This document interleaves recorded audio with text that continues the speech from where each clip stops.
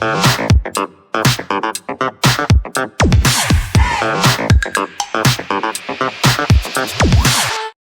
day, mate.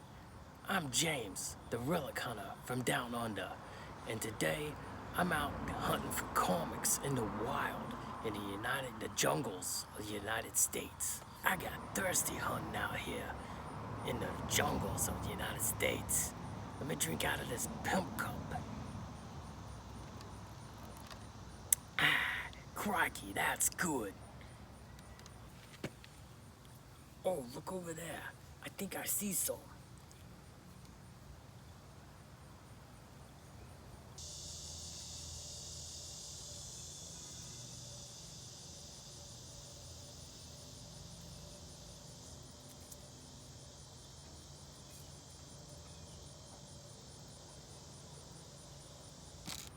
Let me load the non-lethal trank gun up and see if we can get a shot at them. Remember, never look them straight in the eyes. They can smell that fear in you.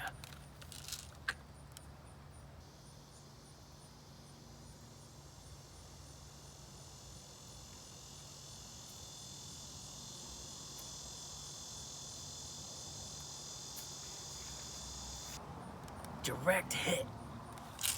Now let's go get them, boys. It was a successful comic hunt today. We got a Fantastic Four number 12. And we happened to bag a whammer of an Iron Man Submariner number 1. What are you doing in my yard, man? This is like the 3rd time this week that I've caught you hunting wild comics in my yard. Can't you read the sign? It's right over there.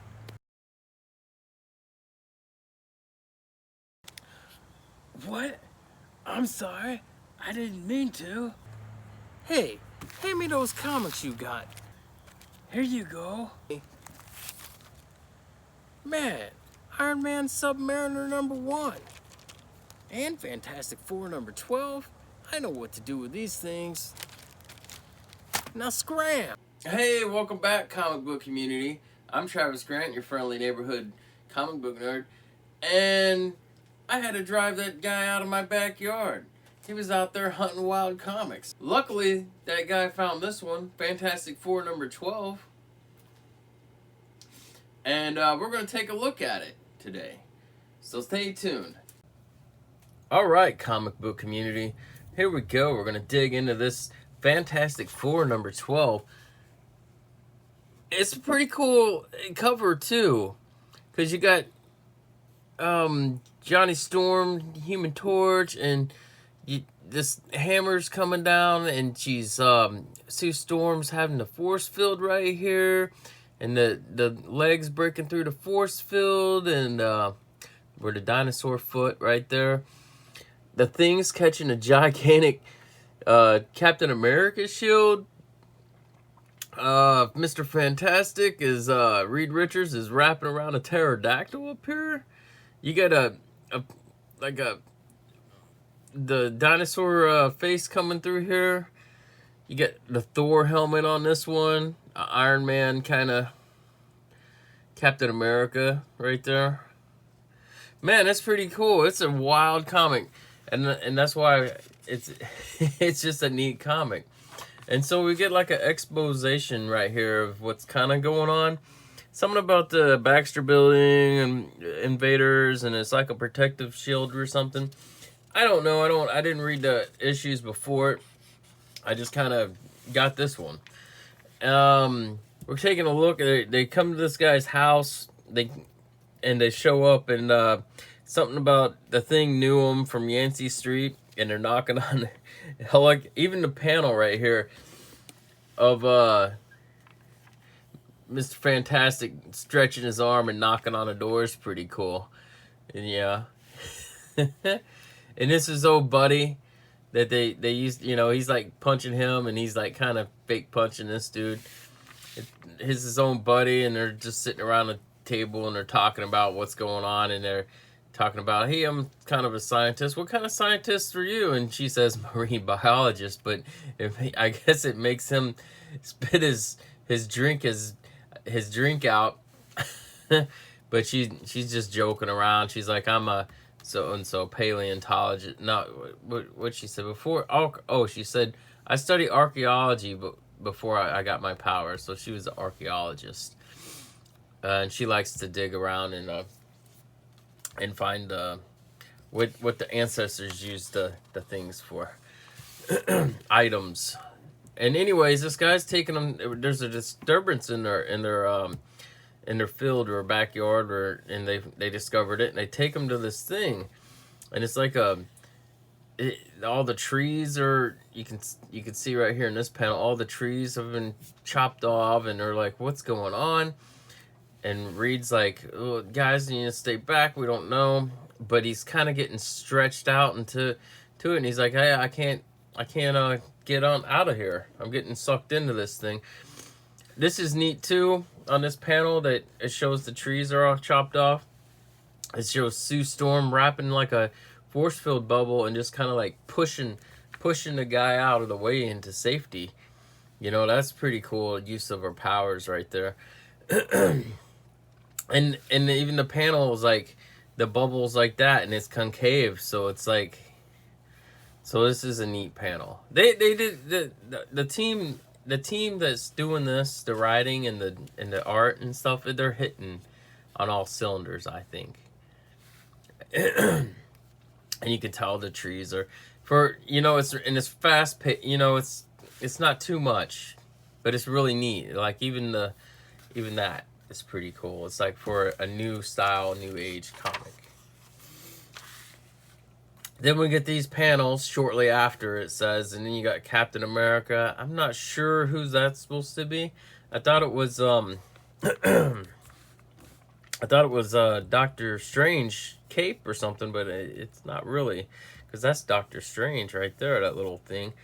And that's Iron Man and Thor. Maybe that's Natasha or something, I don't know. But then you get this cool double spread, the Fantastic Four. And they're like in this cage, and Doctor Strange is like telling him, I can't hold the cage very long. And you get Captain America is like a T-Rex kind of thing with spikes on its head, and you got Thor back here, and they're all dinosaurs. And and when you're looking at it, the Fantastic Four, you're like, what's going on? They're not, they're speaking like a different language or something. Because they're in a different world. And like then you can see what the dinosaurs are saying. But you can't hear what the Fantastic Four is saying, because they're different. But you know, you're breaking out, and they're like, and you can think he's saying it's clobbering time. It's clobbering time or something, you know. And that's even a neat panel, because, you know, I like when they do. Sometimes I hate when they do the sound effects, but I like when they do it and it's transparent, and you can still see the art behind it. So if they would have colored it in, it wouldn't. But the transparency of it makes it really cool, and you can tell, like even this panel, you know, like he's stretching out, and he's off the panel, but then he comes back with his hand, and that's pretty cool. And I guess that's his foot or something. Like they're all stretching out, and that's a neat panel. I like that.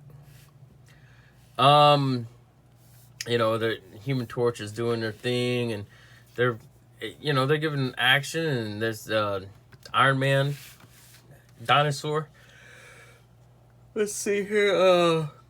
The Thor throws the hammer, and she blocks the hammer with her thing, and he's Johnny Blaze. They're kind of still not. You can't really tell what they're talking about. And then they're just, they're fighting these dinosaur.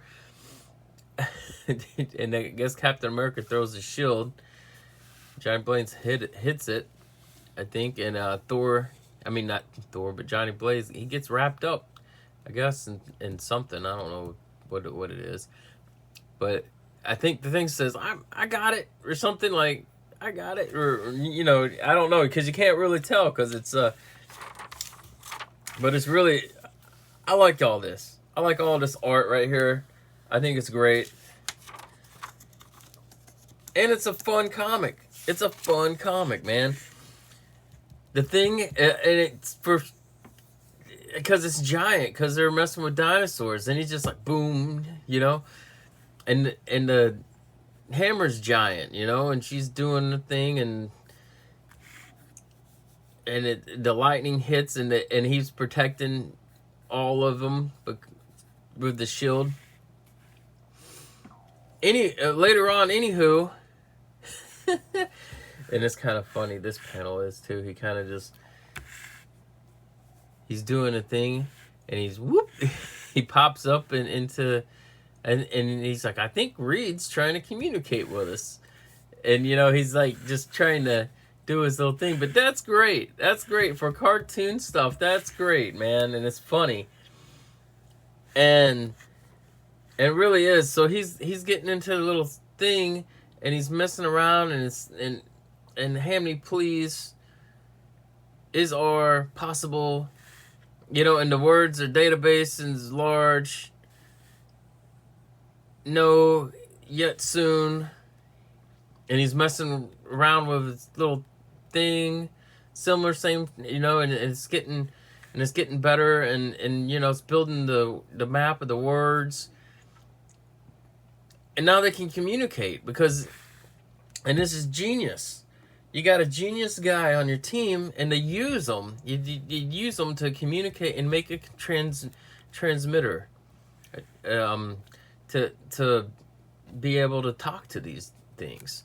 And they start explaining how, you know, they were in a portal, and there's the Iron Man dinosaur, and they were in a portal, and they, you know, they're in exposition and talking. This is probably a funny panel too. They're just kind of, but yeah, I like the art. It's not too bad, you know. And then they're talking about how they were, yeah, this is just great.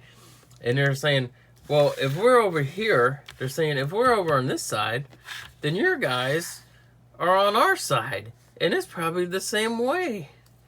So then we got the Fantastic Four dinosaurs. You know, Sue Storm and Johnny Blaze and the Fantastic Four and the Thing. And then our guys are, that we know, are fighting the dinosaurs, you know. So it's kind of funny. It's kind of role reversal. And so then they start talking to these dinosaurs, and they bring out these dinosaurs, and it's like they're kids, but she's a morpher or something, and she changed in there to one of the kids, you know. So anyways, they start talking to him, and they're like, hey, we need to go to this lab.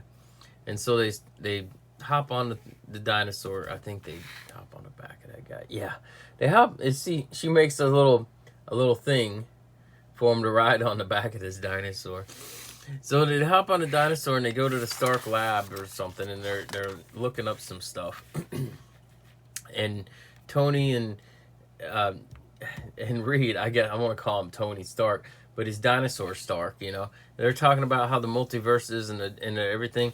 So what they're coming up with is their home multiverse is so similar to theirs, and instead of the Homo sapiens coming up, the dinosaurs never got extinct. The Homo sapiens never happened in this world, and the dinosaurs just evolved.